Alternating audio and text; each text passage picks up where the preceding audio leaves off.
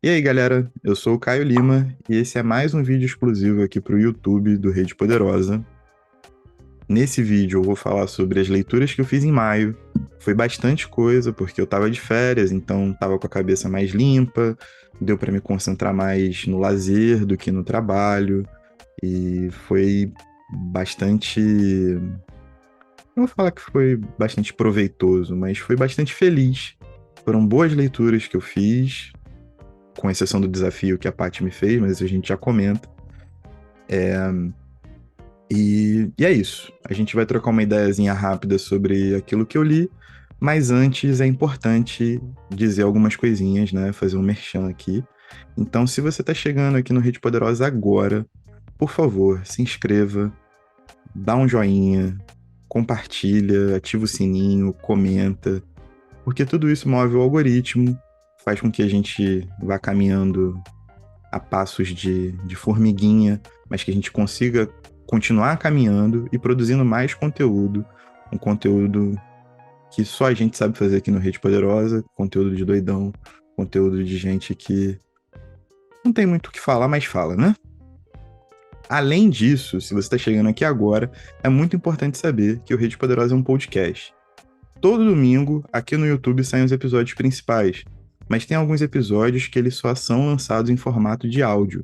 Então vai no seu agregador de podcast favorito, com certeza a gente vai estar lá. Pesquisa por Rede Poderosa e acompanha a gente por lá também. Segue a gente por lá também, porque tem muito conteúdo bom que só vai sair no feed das plataformas de streaming, no seu agregador de podcast, beleza? É o ecossistema que a gente resolveu fazer.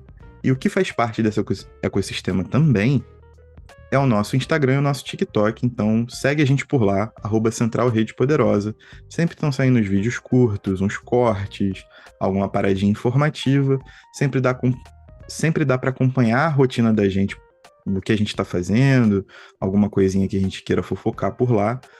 E também tem a nossa agenda. Então, se você já quiser conferir o que vai sair na semana ou no mês, vai estar por lá. Você já pode se preparar, você já pode ler junto com a gente, porque a gente sempre tenta manter esse contato corpo a corpo. É o que a gente gosta de fazer, é o que a gente prefere, é o que a gente valoriza. Além disso, a gente vai anunciar em breve o Clube Porradeiro.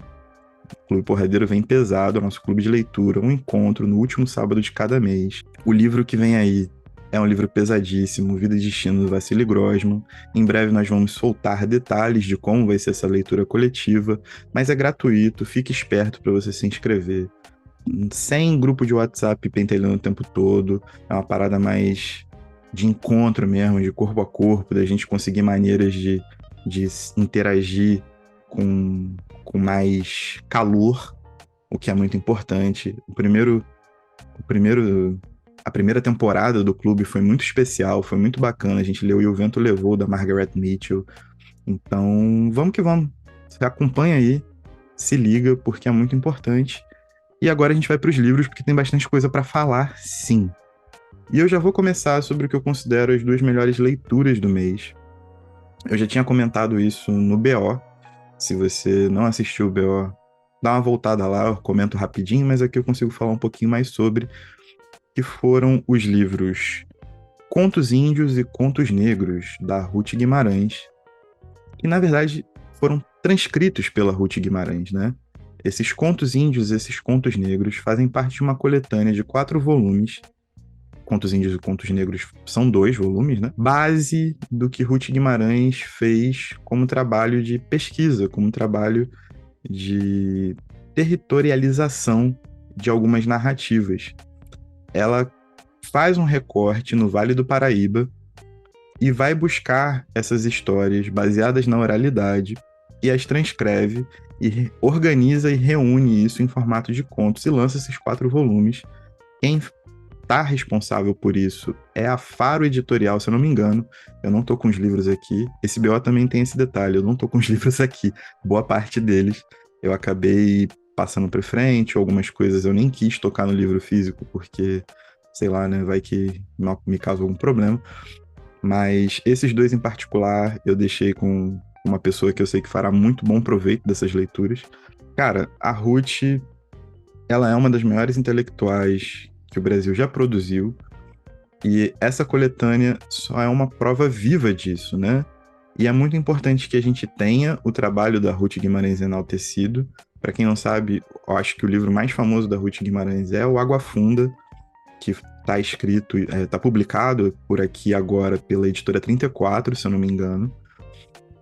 Só que ela tem uma produção vasta, ela tem uma produção rica demais. E essa questão da territorialização no Vale do Paraíba é muito importante para a gente começar a entender como essas narrativas que divergem do que a gente conhece de mundo, né, que elas mostram outras possibilidades, outras alternativas de mundo, elas se mantêm vivas de maneira claudicante via oralidade, e o registro formal acaba tecendo essa cadeia de memória, né? Apesar de ser um registro formal, apesar de você ter todo um processo editorial por trás, e mesmo que tenha sido numa editora pequena, é importante para a memória que nós tenhamos isso registrado, que nós tenhamos onde consultar de maneira geral, né? Porque eu fui encontrar esses 2 livros, por exemplo, numa livraria em Salvador, enquanto eu estava viajando, bem no cantinho, assim, bem escondidinho. Eu estava lá meio perdidão e achei esses 2 e logo me fisgou. E foi, assim, uma sorte muito grande tê-los encontrado, porque são 2 leituras incríveis por aquilo que eles representam nessa questão de narrativa, de alternativa, de construção da linguagem, de novas possibilidades, novas maneiras de compreender o mundo, de uma cultura que está em simbiose com a natureza, com o corpo, com o meio em que ela convive, e da mesma forma uma celebração, não deixa de ser uma celebração do trabalho da Ruth Guimarães, o trabalho incrível que Ruth Guimarães desenvolveu e que tê-lo rodando, né, tê-lo em catálogo é importantíssimo para a gente em relação aos intelectuais que nós produzimos aqui na Terra Brasilis, certo?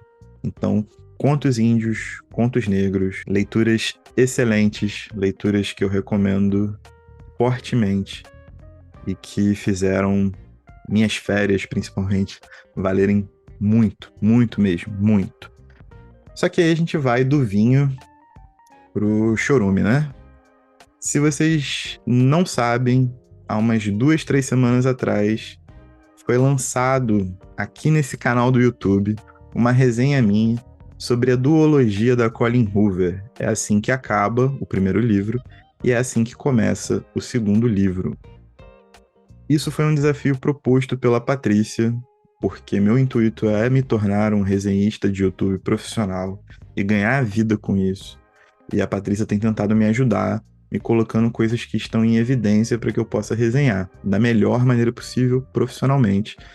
E foi isso que eu tentei fazer mesmo. Eu tentei fazer uma resenha com bastante fundamento, em que eu conseguisse discutir pontos do livro que são essenciais, elaborar o que essa história tem. Nós sabemos aí que o É Assim Que Acaba foi recebido com muitas críticas pela forma como ele naturalizava a violência à mulher, né? Dentre outros aspectos de fetiche. E eu tentei explorar muito isso num vídeo que teve bastante conteúdo, assim, né? É um vídeo longo, inclusive, é uma resenha longa. Ou É Assim Que Começa, nem precisava ter sido escrito, é um baita fanservice, assim, para atender a demanda de pessoas que curtem coisas em redes sociais instantâneas, né? Tipo TikTok, Instagram, principalmente TikTok. Ela escreveu por conta disso, ela coloca isso na dedicatória. Mas, assim, são 2 livros que são muito problemáticos por diferentes maneiras, né? Um, porque atende simplesmente pedidos dos fãs e não tem substância alguma no livro. Não é que ele precisa fazer sentido, é simplesmente porque ela não escreveu, né? Foram os fãs que escreveram, basicamente foi isso. E o primeiro livro, por todas as questões problemáticas, principalmente relacionadas à violência contra a mulher. Existe uma homenagem que ela quis fazer à mãe dela, mas eu acho que essa homenagem ela passa muito por uma idealização de um amor que cabe nas premissas neoliberais dos tempos que nós vivemos, principalmente em se tratando de uma escritora estadunidense, né? Então, é muito fetiche, é muito a culpabilização da própria pessoa pela violência que sofre. E quando ela faz isso em retrospectiva, ela continua se colocando como culpada pelas violências que sofreu, violências absurdas desde o começo. Então, vai lá na resenha, vai lá na resenha, vale a pena, vale a pena, vale a pena. Eu tenho que falar que o meu trabalho vale a pena, né? Então, vai lá na resenha, dá uma olhada, porque tem vários pontos a serem levantados. Além de pontos narrativos básicos, assim, ela chama todo mundo de idiota o tempo todo, ela se acha muito engraçada o tempo todo, muito esperta, né? E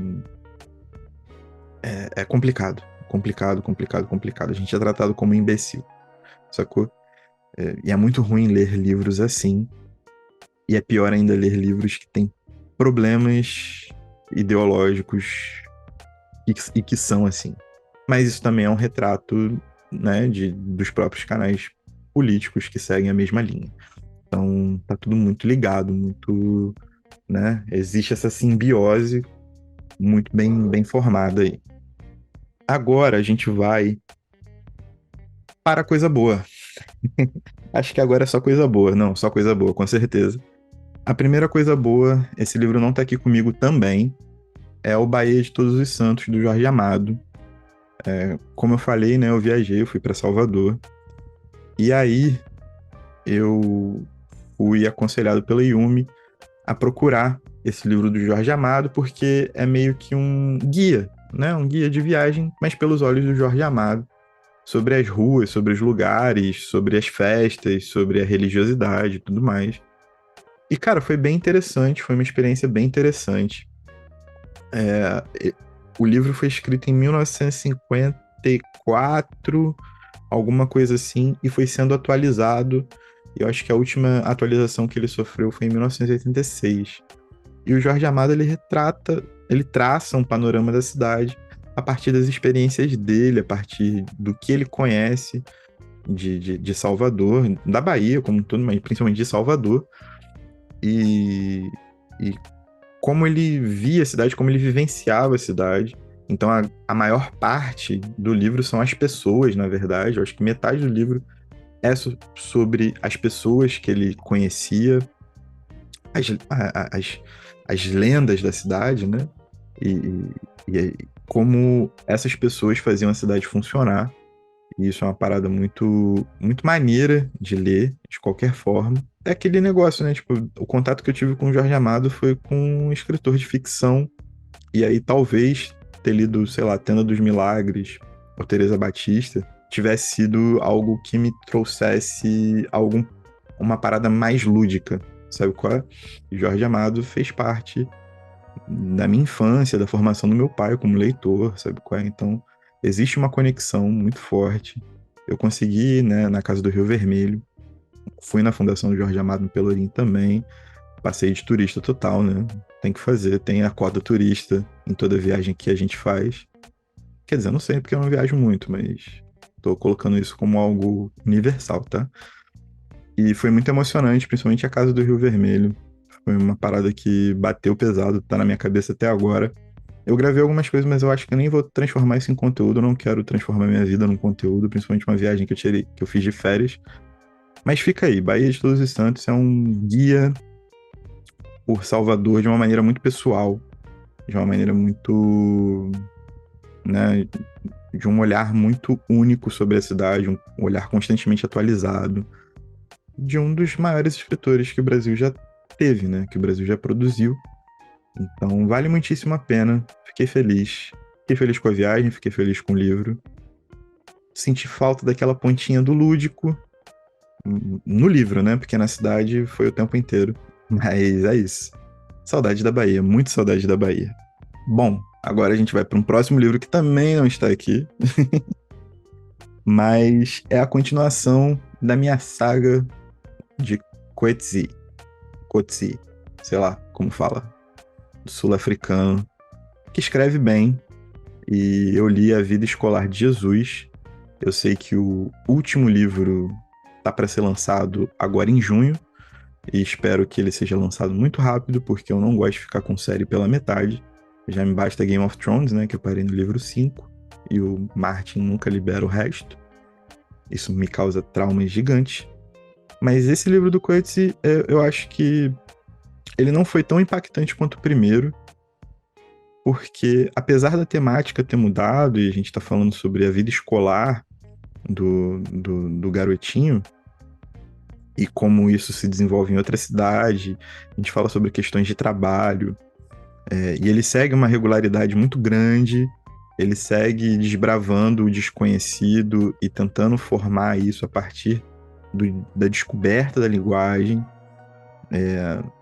A mecânica continua, e aí o impacto é um pouco menor, mas continua sendo um belo livro, continua sendo uma bela saga. Ele é inovador no que se propõe a fazer, de muitas formas.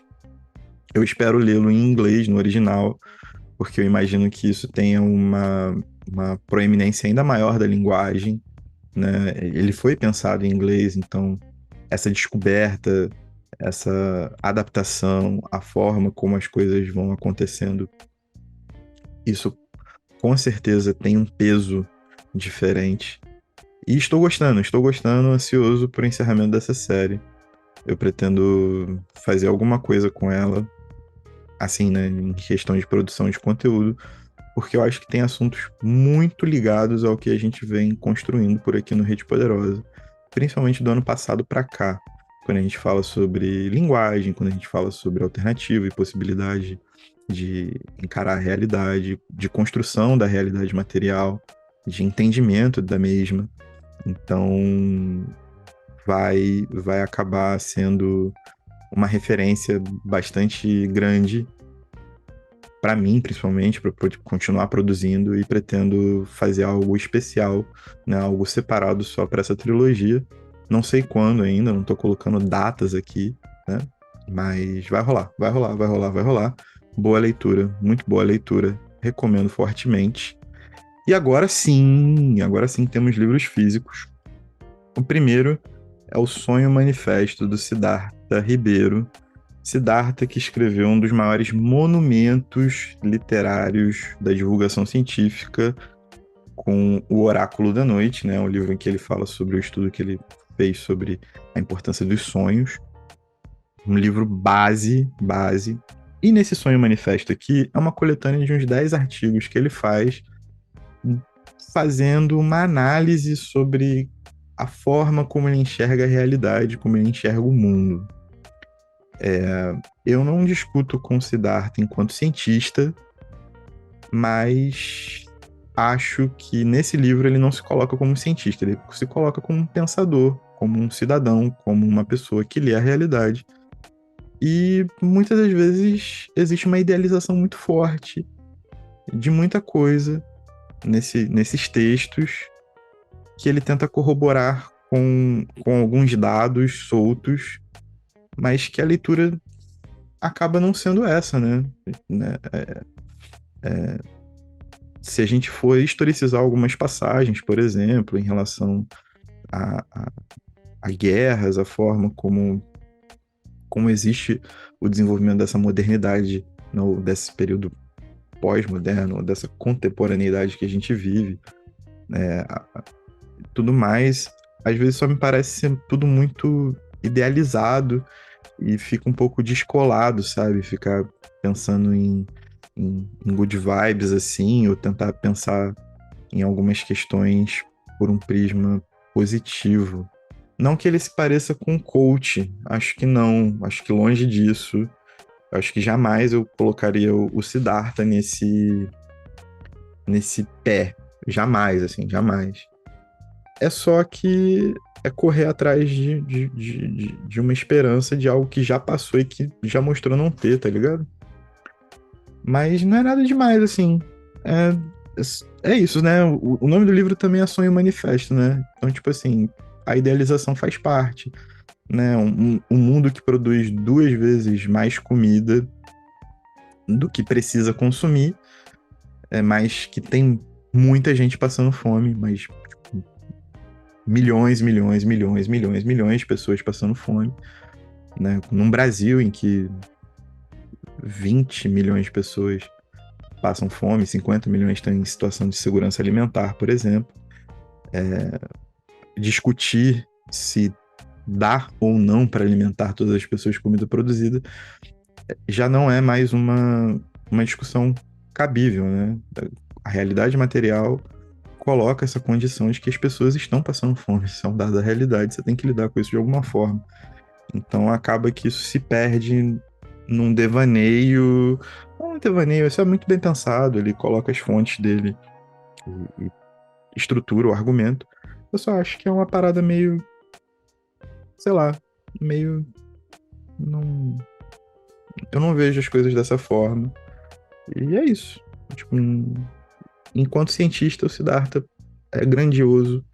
Enquanto um defensor de políticas públicas, enquanto um defensor dos povos originários, dos povos subalternizados do Brasil como um todo, ele é uma figura excelente, uma voz maravilhosa, um apoio científico que precisa estar em evidência.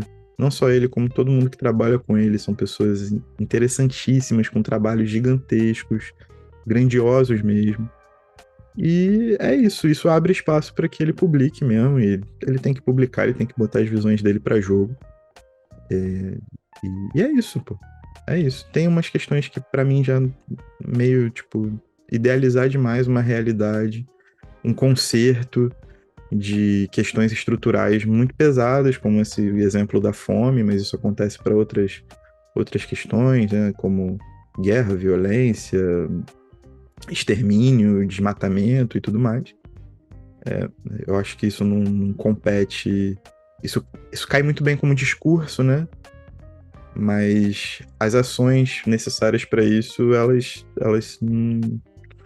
acho que não seguem por esse mesmo caminho. E é só isso mesmo. Mas é um bom livro, é maneiro. Tem muitas referências boas, inclusive, né? A parte de fontes bibliográficas que ele usa é muito bacana. Então, recomendo com essa ressalva. Beleza? Ninguém fica triste comigo, né? Show. Bom, e aqui a gente parte para a produção do Rede Poderosa. Produção boa, né? Porque a Colin Hoover já passou. E esse aqui é um livro base que eu reli para poder fazer as conexões, né? O que saiu no mês passado, o que sai esse mês e o que sai no próximo, que é o Performance, Recepção, Leitura do Paul Zumthor. Paul Zumthor é um dos maiores medievalistas e, sei lá, eu vou me arriscar aqui, mas um dos maiores linguistas, estudiosos da linguagem que a gente teve na face da Terra. Esse livro aqui é meio que uma introdução ao trabalho que ele faz em relação à poética e à performance, que é uma área que muito me interessa e que meus estudos sobre a cultura hip hop vão estar atrelados o tempo todo. Se você ouviu o Conexões, que só tem áudio, então é por isso que é importante você seguir o podcast no seu agregador de podcast favorito. Se for no Orelo é melhor, porque o seu player é remunerado e você, se tiver condições, se você quiser, se não comprometer a sua renda mensal, ainda pode ajudar a gente a continuar produzindo, certo? Mas enfim, esse livro ele trata sobre corpo, sobre a voz como constituinte desse corpo e os efeitos dela, de uma maneira geral, né? O que interfere na poética, e como a gente consegue se comunicar mesmo de uma maneira em que a abstração ela não é só essa capacidade de você sair de um lugar, de você, né, viajar e tal, de você conseguir conceber uma alternativa impossível, de você criar monstros e alienígenas e um novo planeta. Mas a abstração, ela faz com que você traga para a realidade possibilidades de linguagem, possibilidades de registro, possibilidades de manifestação do indivíduo. Então, a gente aprofunda isso devagar e sempre nos episódios do Conexões, mas é um livro que eu estou sempre relendo e eu precisei reler esse mês para produzir conteúdo aqui para o canal. Então, também fica como referência bibliográfica aqui do Rede Poderosa. Ele sai também por meio de Reels nas redes sociais e tudo mais. Fiquem ligados. Mas deixo a recomendação para quem é da área, para quem se interessa pela área. Performance, Recepção, Leitura, do Paul Zumthor. Livro basilar mesmo. Alguns outros livros dele também, mas esse é o que a gente está falando agora. Depois, eu reli também O Traficando Conhecimento, da Jéssica Balbino. Esse livro aqui foi utilizado como referência para o primeiro episódio do Conexões, e a Jéssica Balbino participa do terceiro episódio do Conexões, que a gente fala sobre Black Alien. No primeiro episódio eu falo sobre performance em relação ao disco Ícaros, do BK. Esse livro aqui retrata a própria memória da Jéssica, que se coloca em perspectiva em relação à cena cultural do hip hop em Poços de Caldas, Minas Gerais, cidade do interior de Minas, cidade que a própria Jéssica nasceu, foi criada e mora até hoje, né? E eu acho muito interessante esse livro, porque ele é um recorte jornalístico, ele é um recorte biográfico e ele é um recorte lírico. E é muito impressionante que esse catatauzinho aqui, né, é um tijolinho, consiga reunir essas qualidades num produto só. É muito difícil fazer isso. A Jéssica demonstra uma habilidade muito grande dentro de uma cultura que é regida justamente pela capacidade lírica. E esse lirismo, como a gente vê em Paul Zumthor, por exemplo, ele não é só um lirismo da palavra, né? Ele é um lirismo do registro, ele é um lirismo da própria leitura, como você recebe o livro, ele é um lirismo do corpo. Então, existe essa manifestação do hip hop dentro desse livro que faz com que o lirismo, o jornalismo e o teor biográfico estejam, sabe, planando ou falando a mesma língua, planando na mesma altura, habitando o mesmo plano. E é muito bom, cara. É muito bom. É incrível. É uma referência básica. É um livro que toda pessoa que admira a cultura hip hop, que quer entender mais sobre hip hop dentro de uma cena local, como as coisas acontecem, a dificuldade que tem, o trabalho de formiguinha de cada participante ativo nessa construção,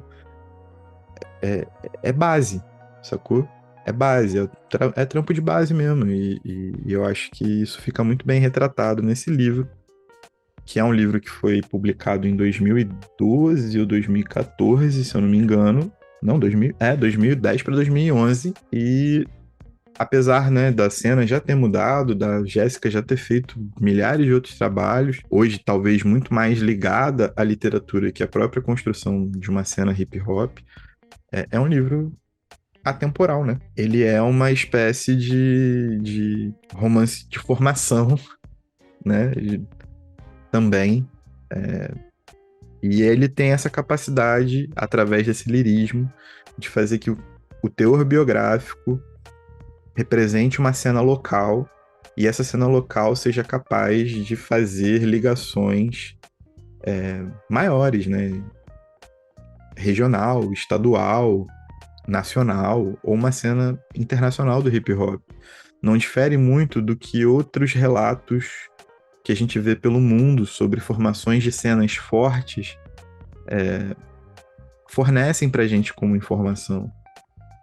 Mas, ao mesmo tempo, existem características que são feitas ou são afeitas à cena de Poços de Caldas, à cena mineira, e assim vai. Então, existe essa transposição, e leituras e releituras são sempre bem-vindas em situações como essas, porque é um livro que não se esgota, definitivamente não se esgota. E, por fim, eu li o livro do mês de junho, aqui do Rede Poderosa, Entrevista com um Vampiro. Eu não vou comentar muito não, porque esse livro tem um episódio exclusivo com participação do queridíssimo Bruno Lisboa, em que a gente vai debater bastante coisa sobre ele. Eu só vou falar que eu estou muito surpreso de verdade. Eu achei que seria um livro que a gente fosse tirar um sarro, que a gente fosse brincar um pouco com essa coisa do vampiro, do gótico, sacou? De tirar uma onda mesmo. Mas não, cara. Não, não, não, não, não. Esse livro, ele tem alguns aspectos interessantíssimos para debate. Ele tem uma questão filosófica muito forte sobre vida, sobre morte, sobre eternidade, sobre a passagem do tempo, sobre a adaptação das pessoas conforme o tempo vai mudando, né? Em como você lê o tempo e se adapta a ele na figura de pessoas que são eternas, pessoas, né? De vampiros. São figuras eternas que vivem para sempre, né? Tem uma questão religiosa muito forte, não é só a religiosa, a questão cristã, mas também fala sobre religiões de matriz africana, porque esse livro se posiciona na memória da transformação do Lewis, que é no final do século XVII, começo do século XVIII, alguma coisa assim. Tem essa... não, século XVIII, século XIX, perdão. Então tem essa questão de que os Estados Unidos, né, ele morava em Nova Orleans, ele é transformado pelo Lestat, e os Estados Unidos eram um país escravocrata, sacou? E os escravizados já percebiam o que eram os vampiros, eles já compreendiam muito melhor o que eram os vampiros, e tem uma questão ritualística no meio, sabe? E fala muito sobre essa questão da religiosidade cristã, aí sim, né? Tipo, é a maior parte do livro, mas não só. Tem uma questão relacional muito forte, uma questão que explora alguns limites, inclusive, sobre o que é amor, o que é paixão, como os dois se fundem, se é possível você tirar o veio moral, mesmo para criaturas que são eternas e onipotentes como vampiros, e se entregar a um amor proibido, né? Um amor que chega a ser criminoso e abjeto em vários níveis, e tem questões de obsessão, questões de perda, de culpa. Então, assim, são vários devaneios interessantes, mas você acompanha isso muito melhor no episódio exclusivo que sai esse mês de junho. Então, aguarda aí, que tem muita água para passar por debaixo dessa ponte, e acompanhem legal. E eu acho que é isso. Talvez esse tenha sido o meu maior vídeo de leituras do mês. E é isso que você está com sua cabeça tranquila, seu psicológico tranquilo, porque você conseguiu tirar férias e não precisa se preocupar com o trabalho, principalmente. Faz. Agradeço a todos pela audiência. Repito o convite para que vocês se inscrevam, para que vocês curtam, para que vocês compartilhem, para que vocês ativem o sininho, para que vocês comentem, dividindo leituras que vocês fizeram que sejam relacionadas, dividindo opiniões sobre livros que a gente leu e tudo mais, criticando também. Tá tudo certo, não tem problema nenhum. Siga a gente nos agregadores de podcast, porque tem coisas que só saem por lá. Eu acabei de dar a prova disso. Siga a gente nas redes sociais, @Central Rede Poderosa, tanto no TikTok quanto no Instagram. Fiquem ligados no Clube Porradeiro que tá pra sair. Vida e Destino do Vassili Grossman. Totalmente de graça, sem encheção de saco. É leitura pesada, discussão legal e amizade. Encontrinho, encher a cara, dá um jeito, certo? A gente se vê no próximo vídeo. Que seja um vídeo feliz e tchau.